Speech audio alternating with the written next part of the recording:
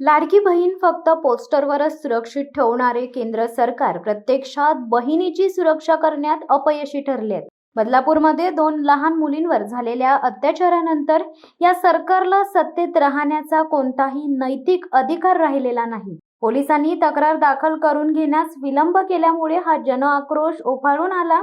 संतप्त नागरिकांनी बदलापूर रेल्वे स्थानकात धाव घेऊन रेल रोको केला. या आंदोलकांवर पोलिसांनी केलेला लाठीचार्ज हा योग्य नव्हता.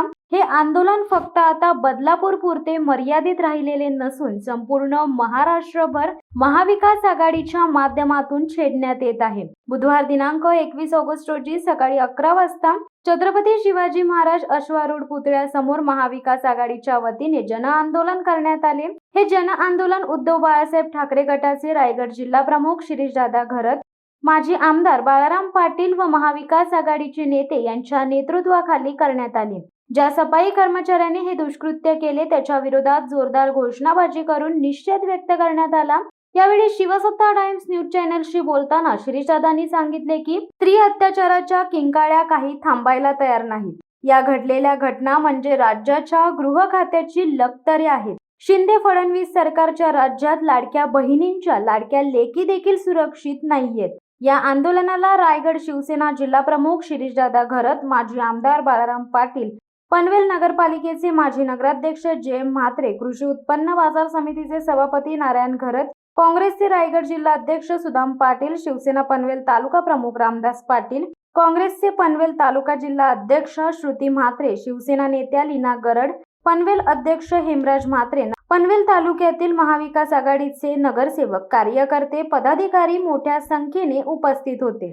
परिस्थिती संपूर्ण महाराष्ट्रामध्ये आपल्या मुंबई, पनवेल, रायगड, नवी मुंबई, उल्हासनगर, बदलापूर या ठिकठिकाणी हे अशी घटना घडत आहेत. याला जबाबदार सरकार आहे. कारण सरकारला आणि केंद्र सरकारला UP बिहार घडवायचं आहे. कारण UP बिहार घडवल्याशिवाय यांना पोट भरणार नाही. ते बघतायत ते, पण ह्यांना सगळं काही माहीत आहे. पण ते जाणूनपूर्वक हे कृत्य करतायत, त्याच्यावर ते पांघरून घालतायत. जसं की आम्ही केलं नाही आणि त्यांनी लाडकी बहीण म्हणून योजना आणली. हे लोकांना दुरुपयोग करतायने ते देऊ नये, ते करू नये आणि तुमच्याकडे लाडकी बहीण येणार नाही. कारण असे नराधम जर लहान मुलींवर अत्याचार करतात, महिलांवर अत्याचार करतायत, तर त्याचं आजपर्यंत कुठलीच गोष्ट घडली नाही, झाली नाही. त्याला जबाबदार सरकार आहे.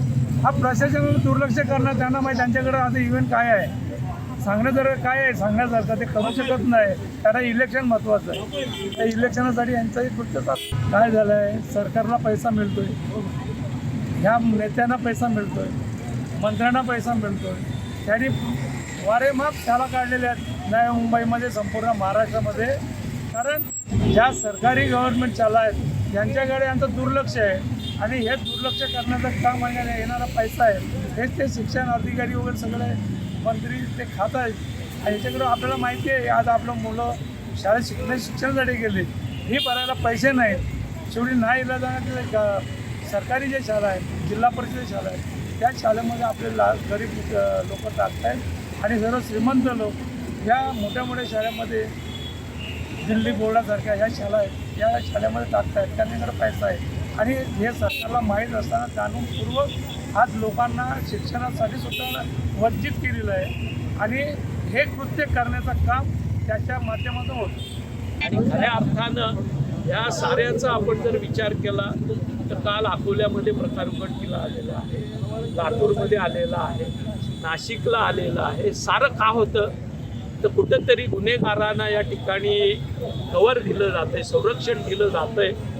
अशा पद्धतीची भावना या गुन्हेगारांमध्ये निर्माण झालेली आहे आणि म्हणून त्याच्यातून हे प्रकार वाढीला लागलेले आहेत. एका बाजूला राज्यामधल्या कोट्यावधी बहिणींना माझी लाडकी बहीण या योजनेअंतर्गत दरमहा 1500 रुपयाचं वाटप करण्याचा जल्लोष चालू असताना दुसऱ्या बाजूला मात्र आपल्या ह्या बहिणी, त्यांच्या मुली सुरक्षित राहतील याच्या बाबतीत काळजी सरकार घेत नाही आहे. दुर्दैवी आहे. त्या घडल्या प्रकाराचा महाविकास आघाडीच्या वतीनं, समस्त पनवेलकरांच्या वतीनं जाहीर निषेध करतो आणि या नराधमाला फाशीची शिक्षा होण्याच्या दृष्टीनं शासनानं निदान जे काही शासनाची हलगर्जी झाली, पोलिसांनी हा प्रकार दडवण्याचा प्रयत्न केला, त्याच्यानंतर शासनाची प्रतिमा सुधारायची असेल तर ह्या नराधमांना फाशी होण्याच्या दिशेनं न्यायालयीन प्रक्रिया तातडीनं राबवली पाहिजे, गंभीरपणे राबवली पाहिजे आणि तातडीनं त्याचा निर्णयही महाराष्ट्र शासनानं मिळवून घेतला पाहिजे, त्याच्यावर अंमल केला पाहिजे. तरच आपल्याला कायद्याची बूज आहे, बहिणींच्या आणि आपल्या भाच्यांची बूज आहे असं आपण म्हणू शकू. त्या दृष्टीनं कामकाज झालं पाहिजे ही आमची मागणी आहे. आता ही जेव्हा घटना घडली तर मुलीचे आई वडील एफ आय आर करायला पोलीस स्टेशनला गेले, तरी पण एफ आय आर केला आणि 20 तास वेळ लावला. का वेळ लावला? त्यांना कुठे गांभीरच नाही आहे का? आपले गृहमंत्री फडणवीस साहेब त्यांच्याकडे कायदा सुव्यवस्था आहे, त्यांनी का हे काम केलं नाहीये? का कायदा कडक केलेलं नाहीये? जबाबदार कोण? तर महिलांना बहिणींना लाडकी होऊन चालणार नाही. त्यांना सुरक्षा द्या, त्यांना रोजगार द्या, तर हमी द्या, हे सांगेल. आपण बघितलं बदलापूरमध्ये ज्या पद्धतीने प्रकार घडला, ते बोलताना सुद्धा निंदनीय वाटत आहे की आपल्या या महाराष्ट्रामध्ये 3 वर्षाच्या मुलीवरती जर असा अत्याचार होत असेल तर अत्याचाराची भाषा बोलत असताना एका बालकाच्या बाबतीत बोलावं लागतं, हे खऱ्या अर्थाने महाराष्ट्र सरकारला शोभणारं नाही. या महाराष्ट्र सरकारच्या वतीने लाडकी बहीण योजना जी आलेली आहे त्या बाबतीत मुख्यमंत्री आणि गृहमंत्र्यांना मी या ठिकाणी विनंती करेन आता की बाबा कृपया करून आपण आपले राजीनामे द्यावेत, तर आपल्याला हे राज्य काही सांभाळलं जात नाही. या ठिकाणी तरुण महिला नव्हे तर लहान बालक सुद्धा सुरक्षित राहिलेला नाही आहे. तिथे महिला पत्रकार सुद्धा सुरक्षित नाही आहेत. तिथे कुठच्या महिलेचा सन्मान नाही आहे. अशा सर्वांचा सन्मान सुरक्षितता तुम्ही 1,500 मध्ये विकत घेणार आहात का? हा आम्हाला सवाल आहे. तुम्हाला त्याच्यासाठी लाज वाटत नाहीये का की तुम्ही 1,500 रुपये देऊन तुम्ही त्याचा उदो करताय की मी लाडका भाऊ झालाय?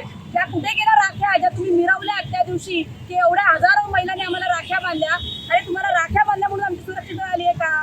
खऱ्या अर्थाने या महाराष्ट्राला महिलांना लाडका भाऊ मिळण्याची गरज आहे.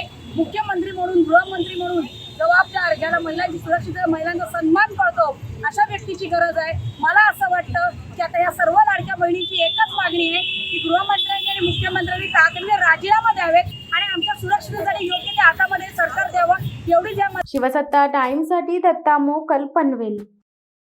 देधडक बेधडक वृत्त देणाऱ्या आपल्या शिवसत्ता टाइम्स न्यूज चॅनलला लाल बटन दाबून सबस्क्राईब करा आणि बेल आयकॉनला क्लिक करायला विसरू नका.